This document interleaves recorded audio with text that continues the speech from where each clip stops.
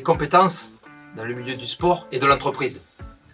Voilà, tout simplement le rapprochement, il est fait par rapport à ce que moi j'ai connu dans le rugby, notamment sport collectif. Donc les valeurs sont le partage, l'échange, le don de soi. Je pense que dans l'entreprise c'est identique. On doit donner de soi-même pour aller de l'avant. Bien sûr, il y a les objectifs à atteindre. En sport, on nous donne des objectifs. On a des objectifs d'être performant. Dans l'entreprise, c'est pareil. On doit être performant. On doit être à l'écoute aussi de nos collaborateurs, de notre hiérarchie.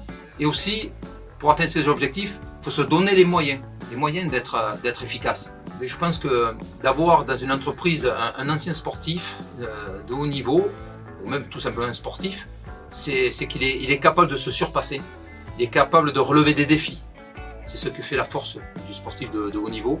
C'est qu'il est capable justement, par cette force mentale, par cette persévérance aussi à atteindre l'objectif, à se transcender, à aller chercher au plus profond de lui-même des forces qui vont l'amener à réaliser la performance. Le sportif de haut niveau peut être un atout pour une entreprise, tout simplement parce qu'il sait se transcender, il sait aller être persévérant, être capable d'aller chercher des objectifs qui peut être à un moment donné inatteignables, mais par sa force un petit peu mentale et son caractère, il est capable d'aller chercher ces valeurs-là.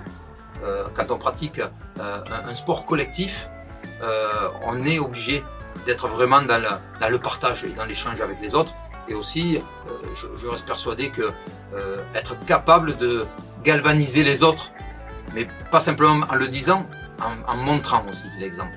Et c'est une plus-value pour une entreprise. Fédérer, galvaniser. Bon, mais on en parlera la prochaine fois.